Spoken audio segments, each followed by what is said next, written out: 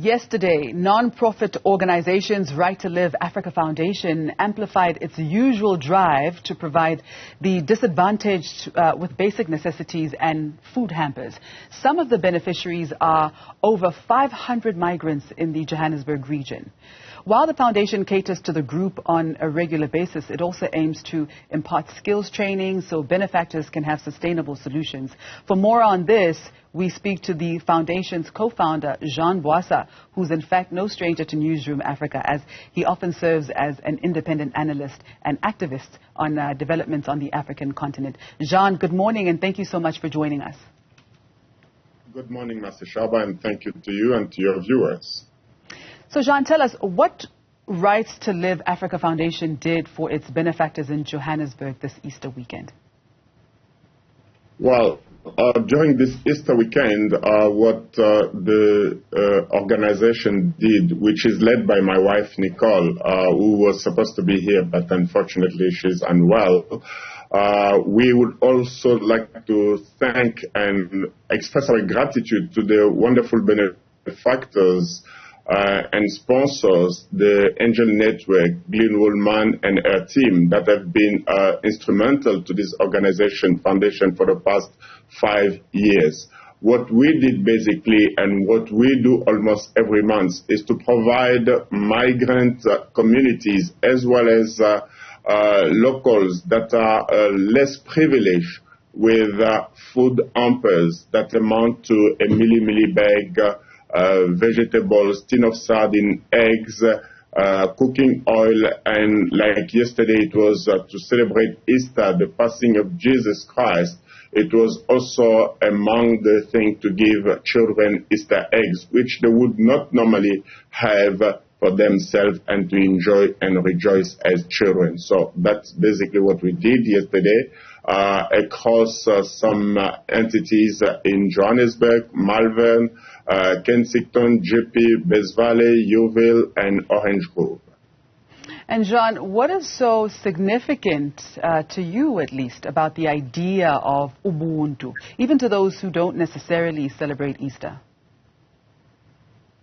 Well, I think the idea of Ubuntu is mainly the aspect that we are all human. And once you are privileged, it doesn't mean that the rest of the people are not citizens or individual or humans. So for us is to share the little that we have.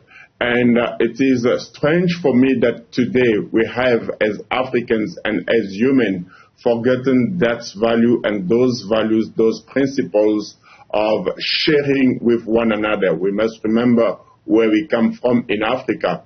And this has been done on purpose, because one of the Russian philosophers, Solzhenitsyn, says, people are better ruled when they are hungry. And when they maintain people in hunger, they are enabled to think. And this hunger, it's not necessarily the basic need of food, but it's also the hunger where people do not have the right education, where people do not have the right health facilities. And I may recall that when I started, I was young, age 23. I helped the community in my village build a medical center that is still viable today with no need. And this to bring people together, because the other thing that we did in our community is to train people to learn how to bake, to do the garden. And we are so fortunate that I must also say thank you to our school, to the Dominican Convent School, and to Sacred Heart, who has provided us a plot where we are able to plant veggies, and ladies from that garden, those mothers were, like last year, able to generate 10,000 rand that they could share among them and feed their families. So it's not only to give handouts, but it is also to teach people how to fish for themselves, so that tomorrow they are no longer hungry, as we know the maxim. So this is what we basically do. On the 8th, from the 8th on the 12th, my wife Nicole, who's the director of the organization, will be training young South Africans from Tembisa how to bake bread and pizza. And this is very important when we are talking about the lack of job and joblessness in in our midst. So it is important that we equip people with a transfer of skills which they can, from themselves, be able to find dignity. That's really fantastic, Jean. I'm very inspired by this multi-pronged approach of sharing, but also empowering as well, so that they're able to create a sustainable livelihood for themselves. Now, who are the main beneficiaries of the Rights2Live Africa Foundation? Well, if I may recall, when we started in 2016, it was mainly to address the issues that the Congolese people were living here in South Africa, given the politics that was then at the time. And with time, and when COVID came, we expanded our hands and opened the hand to each and every person, because when COVID came, it didn't choose a nationality. It did not choose a race. It did not choose a person. But COVID, when it came, it was across the board. We were all victims of the pandemic. So each and every person that we could find and that was in need, we helped. And that's the reason for which the foundation that has got 2,000 people today, we have locals as well as Zimbabwean. We have people from Malawi, Togo, Mali. Some of them have done the training in the bakery. And this is important that we find ourselves as a united continent, a united humanity, where each and every individual is able to find the decency of life and dignity. And I'm going to reiterate that our gratitude goes to the Angel Network and Mama Glynn, so the community call her Mama Glynn. So thank you very much for all that you do for these less privileged people. Thank you very much. I'm very interested to know, Jean, about the journey of Rights2Live and how this amazing organization came about. Well, in 2011, 2012, I think people may recall that Congolese were arrested in the heart of Johannesburg, Yeoville. There were so many raids, but it was for political instability. And my involvement in that was considered as a leader, which I do not believe that there's leadership without being able to be in the action. Robert Mangaliso Sobukwe rightfully said that true leadership requires self-subjugation of oneself. So in action, what we did is to ensure that these people could find justice. But in a nutshell, what happens in 2016, when people ask you, who elected you? I say, nobody elected me, but the action speaks louder than words. So 2016, 2018, there were movements also of conflict. We went there, and actually I went with Princess Mkube, who's from the Zulu Kingdom, and we tried to bring peace and quell the tension between locals and foreigners.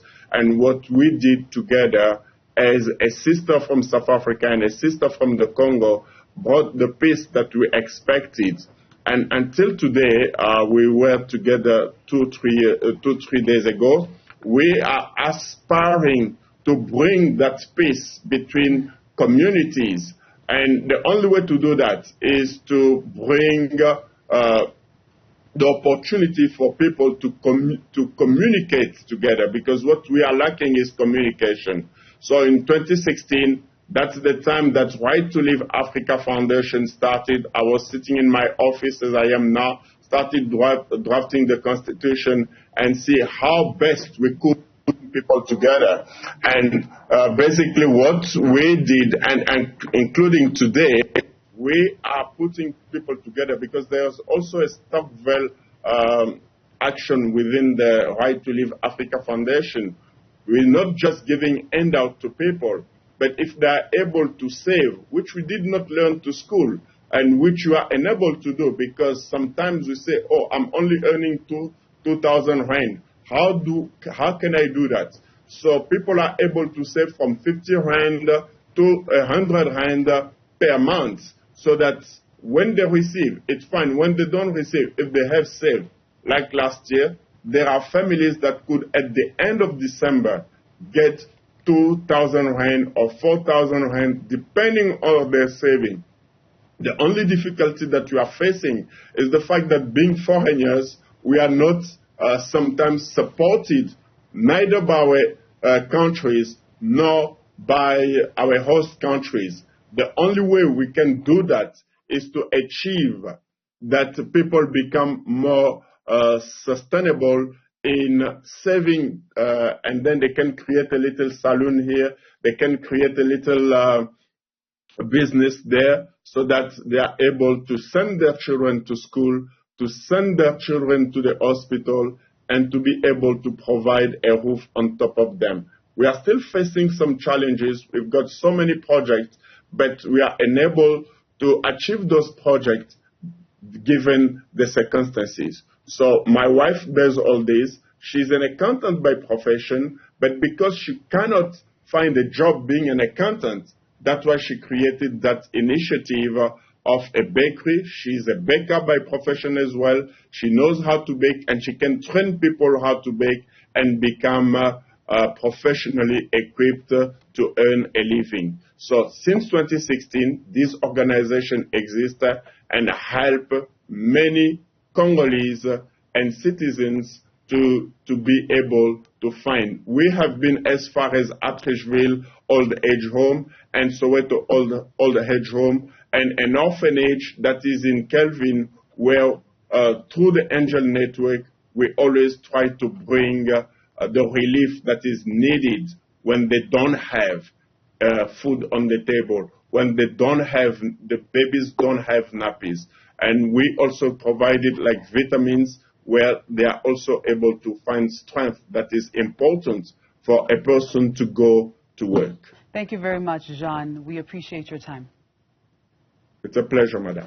That was Rights2Live Africa Foundation co-founder, who's also an independent Africa analyst and activist, Mr. Jean Bwasa. You know, as I always teach my children, sharing is caring. Or as they say in my native Sesotho language, moto ke moto, ka batho.